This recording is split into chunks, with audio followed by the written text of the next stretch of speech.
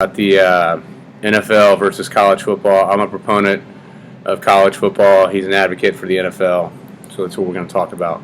So we have 5 topics. So our first one is small number of teams versus a large number of teams for college. My argument is that for NFL, it's a good amount of teams. There's 4 teams for each division. There's not too much to keep track of, as opposed to the college, which there's anywhere between 8 to 15, 16 teams in each conference. And for the NFL, they're divided.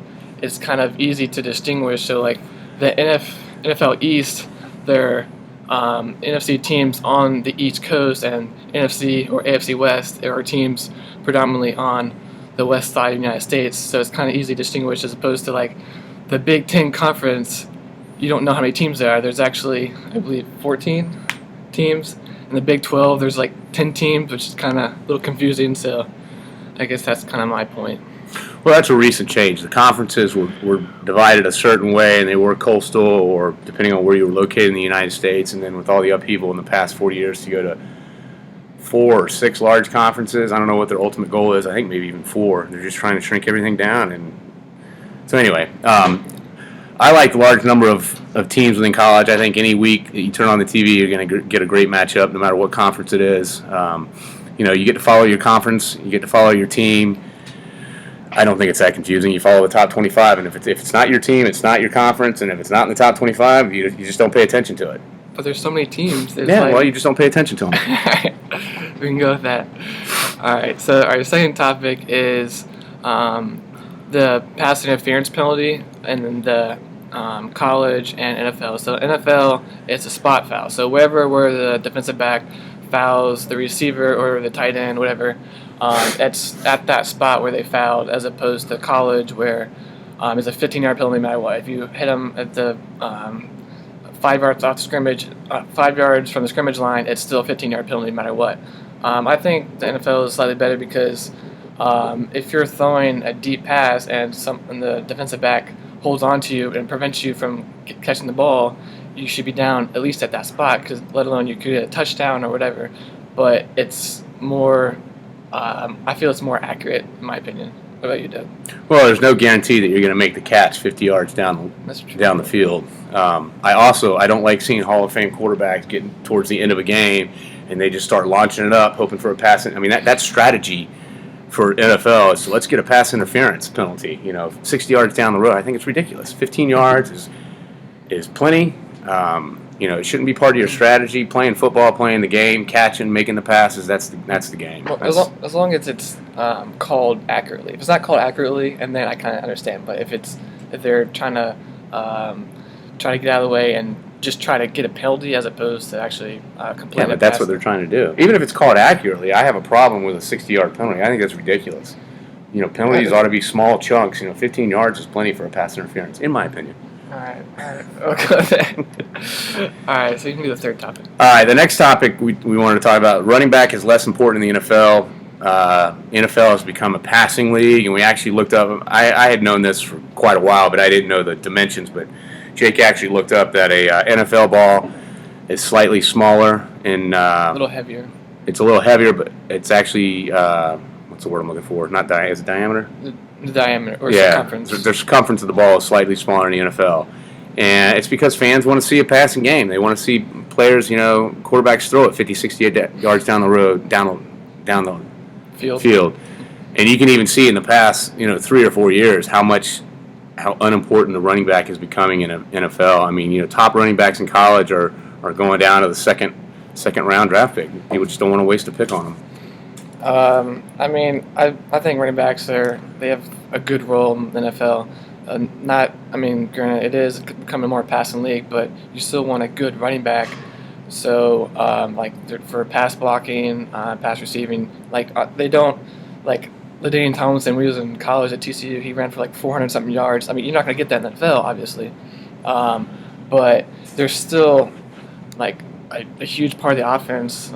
Adrian Peterson just won the MVP for most valuable player just a year or two ago, because he does have a predominant role in their offense. So, and besides the ball, I didn't know about the about the change until just yesterday. I looked it up, but yeah, I mean, I don't think the size of the ball matters that much. I mean, although Beckham is still gonna catch a ball one-handed behind his back with 3 fingers as opposed to with any ball. I feel like so. Yeah. Well, I mean, yeah, you may not think that a ball makes a difference, but it makes a difference because the NFL specifically went to that ball design so that they could get more out of the passing game than they could the running game. That's what the fans wanted to see. All right. All right. Every week's a playoff in college. There are about 13 games, 12 or 13 games a year for colleges before they get to the bowl games, and really every week is your season. If you lose a game, especially later on in the season, you could potentially mess yourself up for getting a big bowl or getting into the playoffs. So every week's exciting, I think. Whereas in NFL, my God, you got what, 8-18, 7-9, a 7-9 team made it to the playoffs a couple years ago. Isn't that right? Oh, it's whoever wins the division. Yeah, well, I know, but still, 7-9 team. It's ridiculous. Okay. Well, granted, a 7-9 team can make the playoffs in the NFL, but it's about winning your division. So it's competitive. They're not going to slack off for a week because that, first of all, will result in injuries or whatever. But every week, those guys are playing hard because it's their job. They're making money to produce on the field. So therefore, they're going to try as hard as they can, and they pre-game, they prep just as much as college, if not more, probably because it's their job. They don't have to worry about school as well. And yeah, I don't even know what you were talking about. I don't know how that related to the question. I said every week is a playoff, and the NFL, every game, they're going hard. They're competing as hard as they can. It's for their job. If they don't compete, then they lose their job, which results in loss of millions of dollars. Okay. Wait, is that not your point, or?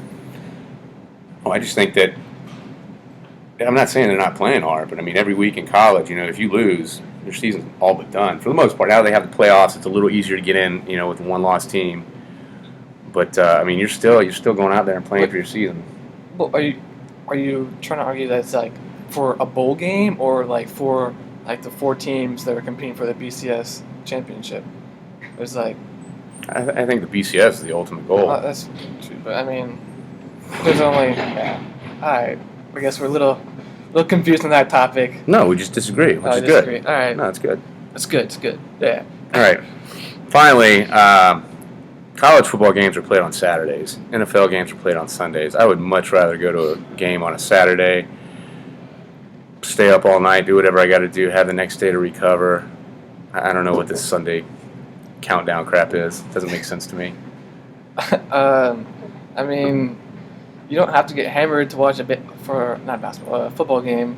You can still, say your team is playing on Sunday in the NFL. You can do whatever you want, and you still got the whole rest of the day to recover. And then you'll be good by Monday. I wasn't necessarily advocating getting hammered, but I got your point. Yeah, I mean, Sundays, there's a time to relax. Saturdays, at least for me, I'm more trying to do something more activity oriented outside, or I don't know.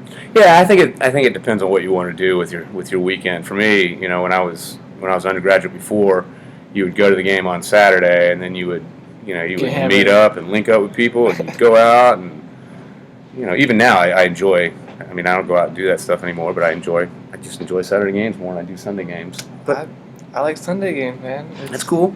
All right, that's cool. I'm glad we argued. But finally, I do have one more point. All right. This is Doug's over here. He has his outline, and go to the NFL, and that's what you're going to see. But if you go to a college game, that's what you see. Yeah. Can't argue with that. I guess he's got me there. All right. So, are we done? Yeah. Any other? All right, and that concludes our discussion.